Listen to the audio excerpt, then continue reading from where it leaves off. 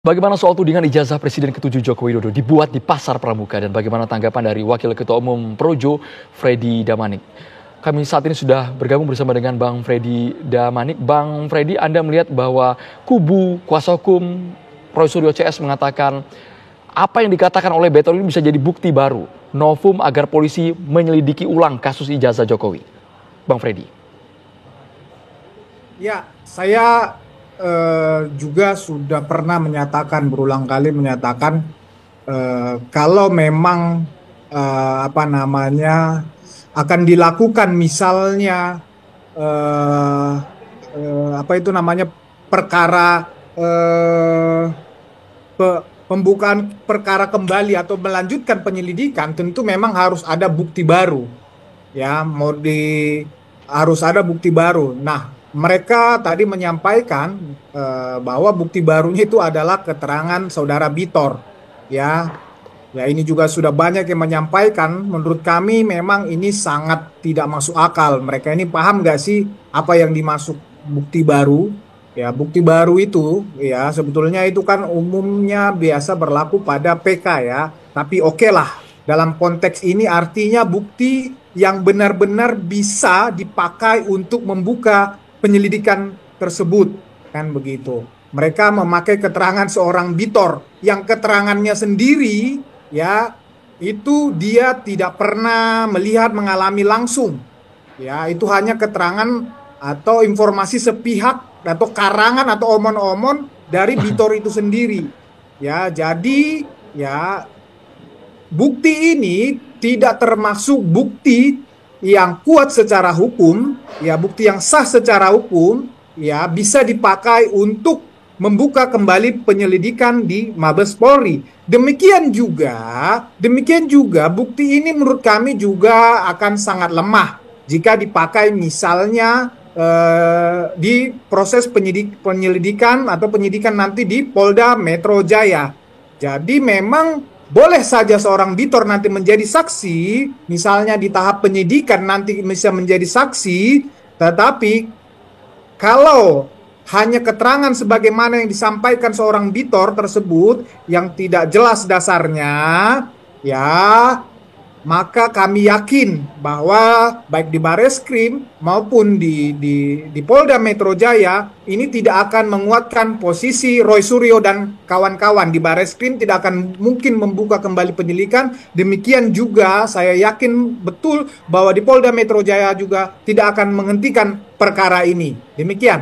Kami dilahirkan untuk menjadi besar tanpa melupakan akar, untuk menjadi yang terdepan tanpa melupakan arti kemanusiaan, untuk memberikan arti tentang dedikasi dalam memaknai hidup dan mewujudkan mimpi, karena komitmen adalah segalanya bagi kami.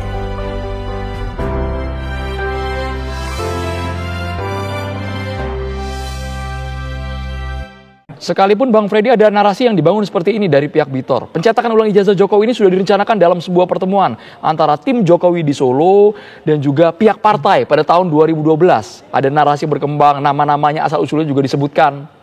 Apakah itu masih janggal, Bang Freddy? Iya, ya.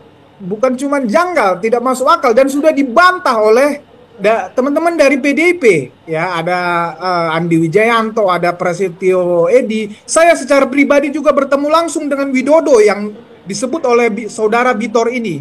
Beliau juga menyangkal. Saudara Widodo juga menyatakan kepada saya, beliau juga sudah melepon langsung Denny Iskandar. Tidak ada itu. Cerita itu semua bohong yang dibangun oleh Bitor. Bitor ini dalam konteks ini kami percaya hanya mencari sensasi saja ini. Ya, kita tahu, kita paham, teman-teman Bitor juga paham betul bahwa saat ini Bitor sedang terpuruk.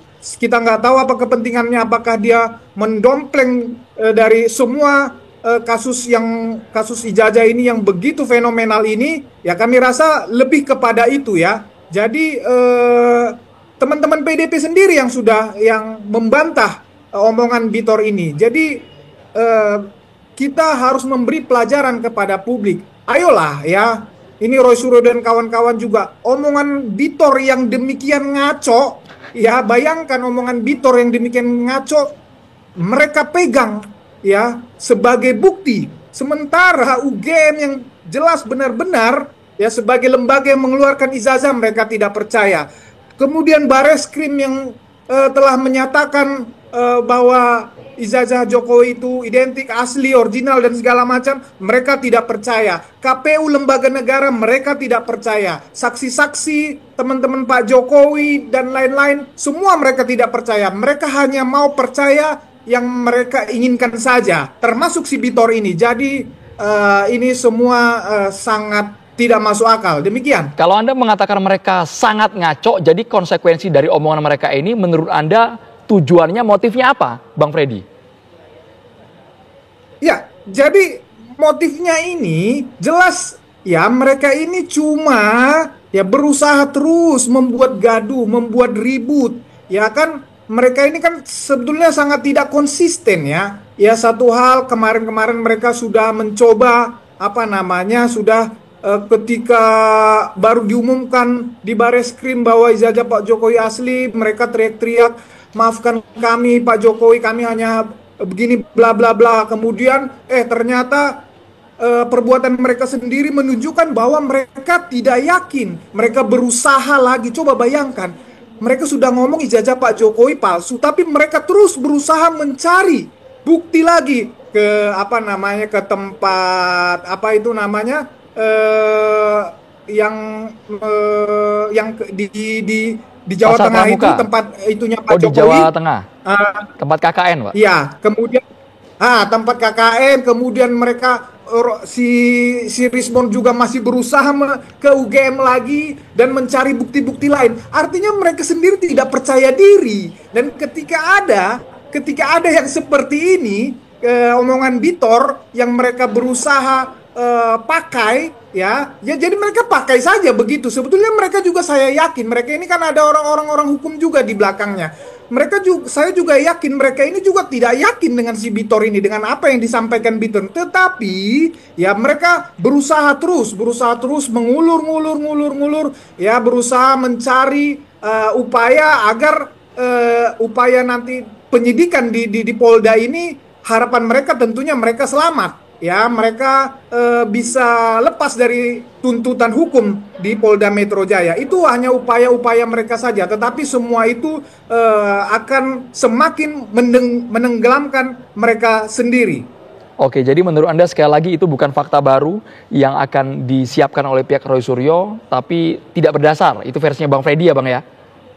Ya, tidak berdasar. Itu tidak cukup untuk membuka kembali penyelidikan, dan itu juga bukti yang sangat lemah untuk memperkuat Roy Suryo di Polda Metro Jaya. Yang terbaru, Bang Freddy, kemarin pihak Roy Suryo terang-terangan menolak undangan klarifikasi dari Polda Metro Jaya soal ijazah palsu. Kita ingat betul ada 10 relawan yang melaporkan dalam waktu yang bersamaan. Ya, justru memang undangan klarifikasi itu tidak, ketika yang terundang ya tidak menghadiri, tidak mendatangi undangan itu, memang tidak mempunyai sanksi hukum.